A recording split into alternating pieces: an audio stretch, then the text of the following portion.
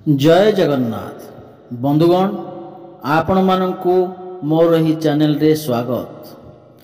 आपणकर जदि धनुराशि होई थाए आपणक भाग्य रे कौन रही आपणकर शिक्षा स्वास्थ्य कैरियर वैवाहिक जीवन प्रेम बेपार वाणिज्य रे कौन सब परिवर्तन हेबाकु जाउछि।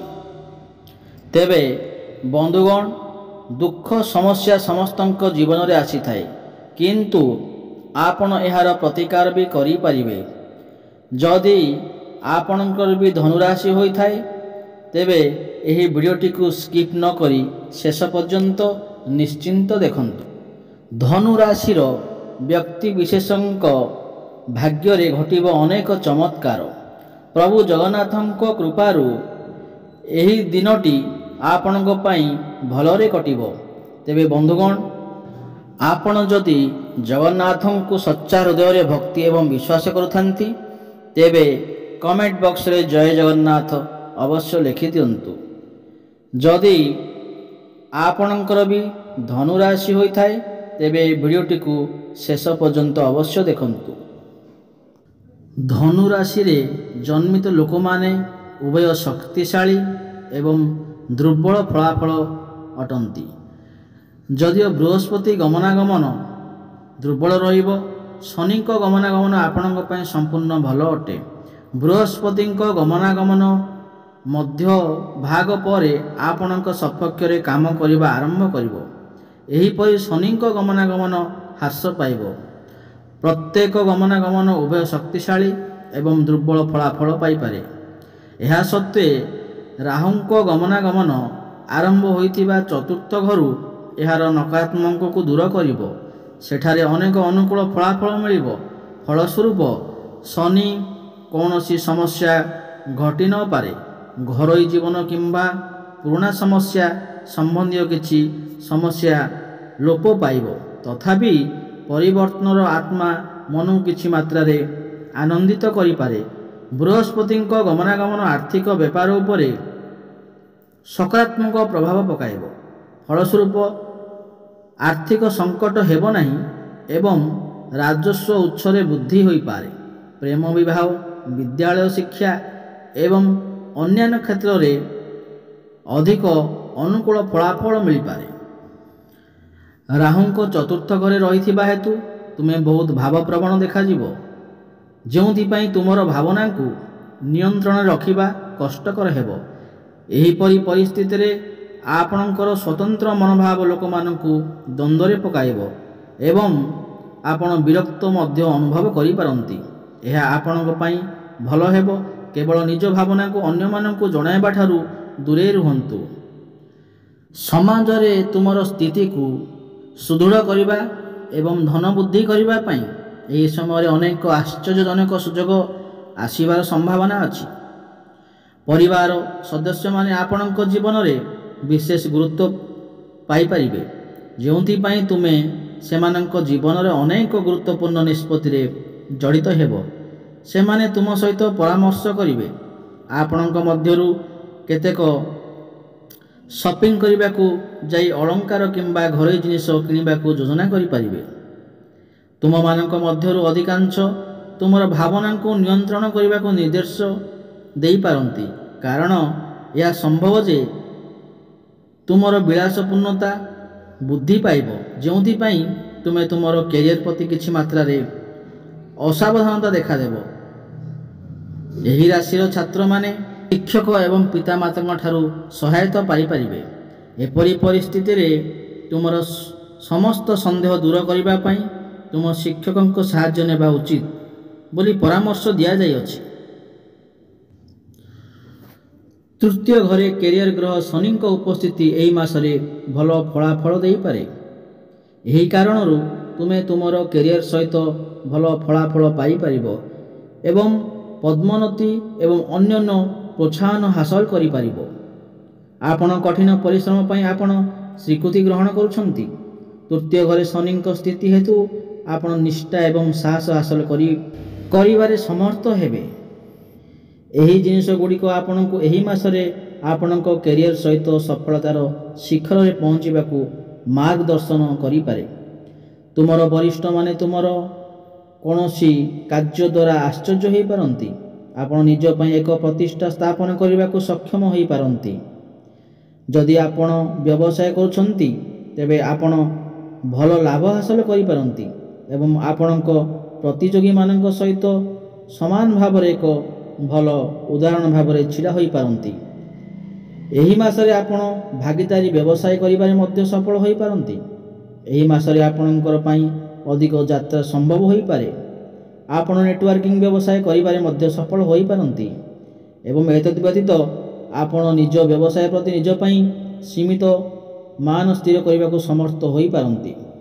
ବୃହସ୍ପତି ଷଷ୍ଠ ସ୍ଥାନ ଅଧିକାର କରିଥିବାରୁ ଆପଣଙ୍କ ସ୍ୱାସ୍ଥ୍ୟ ଏହି ମାସ ଆପଣ ଗଳା ସଂକ୍ରମଣ ଏବଂ ମେଦବହୁଳତା ଭଳି ସ୍ୱାସ୍ଥ୍ୟ ସମସ୍ୟାର ସମ୍ମୁଖୀନ ହୋଇପାରନ୍ତି। ମେଦବହୁଳତା ହେତୁ ଆପଣ ହୁଏତ ଅଧିକ ଓଜନ ହୋଇପାରନ୍ତି ଏବଂ ଏହା ଆପଣଙ୍କ ପାଇଁ ଏକ ହୋଇପାରେ ଏବଂ ଆପଣଙ୍କୁ କମ୍ ଆରାମରେ ରଖିପାରେ। କିନ୍ତୁ ଏହି ମାସରେ ଆପଣଙ୍କ ସ୍ୱାସ୍ଥ୍ୟ ସମ୍ବନ୍ଧରେ କୌଣସି ବଡ଼ ଘଟଣା ଘଟି ନପାରେ କାରଣ ଶନି ତୃତୀୟ ଘରେ ଅନୁକୂଳ ରଖିଛନ୍ତି।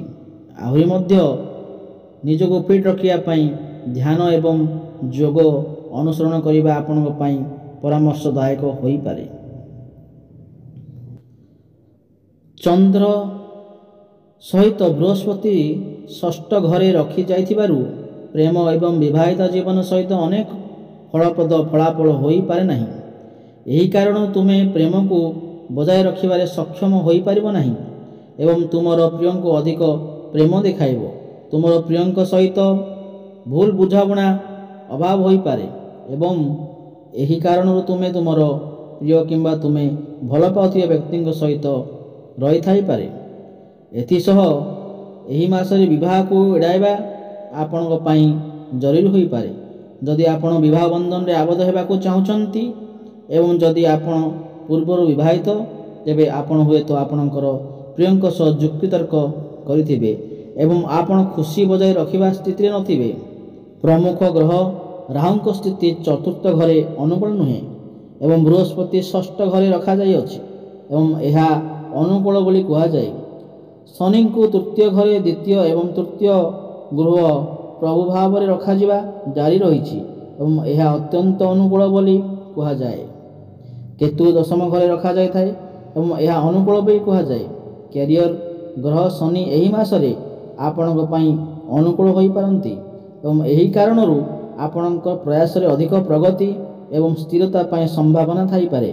ଶନିଙ୍କ ସ୍ଥିତି ଆପଣଙ୍କ ଦକ୍ଷତା ପରୀକ୍ଷା ସମାପ୍ତ କରିବା ପରେ ଆପଣ ପୁରସ୍କାର ପାଇପାରିବେ। କେତୁ ଅବତରଣ ସ୍ଥାନ ଦଶମ ଘରେ ରଖାଯିବ ଏବଂ ଏହି କାରଣରୁ ଆପଣ ଅଧିକ ପ୍ରଗତିର ବିକାଶ କରିପାରନ୍ତି ଏବଂ ଆପଣଙ୍କ କ୍ୟାରିୟର ସହିତ ବିଦେଶରେ ଅଧିକ ଯାତ୍ରା ମଧ୍ୟ ଯୋଗ ବନୁଅଛି। ତୁମର କ୍ୟାରିୟର ସହିତ ତୁମର ଜ୍ଞାନ ବଢ଼ିପାରେ ଏବଂ ତୁମେ ଏହି ମାସରେ ନୂତନ ଜିନିଷ ଶିଖିବାକୁ ଏବଂ ତୁମର ବୁଦ୍ଧି ବଢ଼ାଇବାକୁ ସମର୍ଥ ହୋଇପାରିବେ। ଏହି ମାସ ଆପଣଙ୍କ ଜୀବନ ପାଇଁ କିପରି ହେବ ଏବଂ ପରିବାର, ବୃତ୍ତି, ସ୍ୱାସ୍ଥ୍ୟ, ପ୍ରେମ ଇତ୍ୟାଦି କ୍ଷେତ୍ରରେ ଆପଣ ନିଶ୍ଚିନ୍ତ ଭାବରେ ଉନ୍ନତି କରିବେ। ବୃହସ୍ପତି ଷଷ୍ଠ ଘର ଦାଖଲ କରୁଥିବାରୁ ଏହି ସମୟ ମଧ୍ୟରେ ଆପଣଙ୍କ ପାଇଁ ଟଙ୍କା ପ୍ରବାହ ଭଲ ସ୍ଥିର ହୋଇନପାରେ। ଏହି କାରଣରୁ ଆପଣ ଖର୍ଚ୍ଚର ବୃଦ୍ଧି ଏବଂ ସଞ୍ଚୟ ପାଇଁ ମଧ୍ୟ ପରିସରର ସମ୍ମୁଖୀନ ହୋଇପାରନ୍ତି। ପ୍ରତିଶ୍ରୁତି ହେତୁ ଆପଣଙ୍କୁ ବ୍ୟାଙ୍କ କିମ୍ବା ଜଣାଶୁଣା ଉତ୍ସ ମାଧ୍ୟମରେ ଅନ୍ୟ ବ୍ୟକ୍ତିଙ୍କ ଠାରୁ ଋଣ ନେବାକୁ ପଡ଼ିପାରେ ଏବଂ ଏହା ଆପଣଙ୍କୁ ଅସୁବିଧାରେ ପକାଇପାରେ। ଭଲ ଟଙ୍କା ରଖିବାରେ ଆପଣ ସବୁବେଳେ କିଛି ବ୍ୟକ୍ତିଙ୍କ ସହିତ ସାକ୍ଷାତ ହୋଇପାରନ୍ତି ଏବଂ ଏହାର ଚିନ୍ତାର କାରଣ ମଧ୍ୟ ହୋଇପାରେ। ପରିବାର ଏବଂ ବନ୍ଧୁଗଣ ପରିବାରରେ କମ୍ ସୁଖ ରହିପାରେ ଏବଂ ଏହି ମାସରେ ଆପଣଙ୍କ ପରିବାର ସଦସ୍ୟଙ୍କ ସହିତ ଭଲ ସମ୍ପର୍କ ସମ୍ଭବ ନୁହେଁ। ଆପଣ ହୁଏତ ଆପଣଙ୍କ ପରିବାର ସଦସ୍ୟଙ୍କ ସହିତ ବନ୍ଧନ ବଜାୟ ରଖିବା ସ୍ଥିତିରେ ନାହାନ୍ତି ଏବଂ ମୂଲ୍ୟବୋଧ ଆପଣଙ୍କ ପରିବାର ସଦସ୍ୟଙ୍କ ସହିତ ହଜିଯାଇପାରେ। ସମନ୍ୱୟର ଅଭାବ ହେତୁ ଆପଣଙ୍କ ପରିବାର ଲୋକଙ୍କ ସହିତ ଯୁକ୍ତିତର୍କ ହେବାର ସମ୍ଭାବନା ବନୁଅଛି। ଫଳସ୍ୱରୂପ ଆପଣ ନିଜ ପରିବାର ସଦସ୍ୟଙ୍କ ସହିତ ଖୁସି ହରାଇ ପାରନ୍ତି। ତେବେ ଦର୍ଶକ ବନ୍ଧୁ, ଏଇ ତ ଥିଲା ଧନୁ ରାଶିର ବ୍ୟକ୍ତିବିଶେଷଙ୍କ ପାଇଁ। ତେବେ ଆସନ୍ତୁ ଜାଣିବା ଏହାର ପ୍ରତିକାର। ଗୁରୁବାର ଦିନ ଗରିବ ଲୋକଙ୍କୁ ଖାଦ୍ୟ ଦାନ କରନ୍ତୁ ଏବଂ 108 ଥର ଓମ୍ ଗୁରୁଭ୍ୟେ ନମଃର ଜପ କରନ୍ତୁ। ଗୁରୁବାର ଦିନ ବୁଦ୍ଧ ବ୍ରାହ୍ମଣଙ୍କୁ ଖାଦ୍ୟ ଅର୍ପଣ କରନ୍ତୁ। ଏହା କରିବା ଦ୍ୱାରା ଆପଣଙ୍କ ଜୀବନରେ ଖୁସିର ଲହରୀ ଫେରି ଆସିବ। ତ ବନ୍ଧୁଗଣ, ଧନୁ ରାଶିର ବ୍ୟକ୍ତିବିଶେଷଙ୍କ ପାଇଁ ଯଦି ଏହି ଭିଡ଼ିଓଟି ଆପଣଙ୍କୁ ଭଲ ଲାଗିଥାଏ ତେବେ ଭିଡ଼ିଓଟିକୁ ଗୋଟେ ଲାଇକ୍ କରନ୍ତୁ ଏବଂ ଯଦି ଆପଣ ଏହି ଚ୍ୟାନେଲକୁ ନୂଆ ଆସିଛନ୍ତି ତାହେଲେ ଚ୍ୟାନେଲଟିକୁ ସବସ୍କ୍ରାଇବ୍ କରିନିଅନ୍ତୁ ଏବଂ ପାଖରେ ଥିବା ବେଲ୍ ଆଇକନ୍କୁ ପ୍ରେସ୍ କରିଦିଅନ୍ତୁ। ତେବେ ଦର୍ଶକ ବନ୍ଧୁ, ପୁଣି ଦେଖା ହେବ ଆଗାମୀ ଭିଡ଼ିଓରେ। ଜୟ ଜଗନ୍ନାଥ।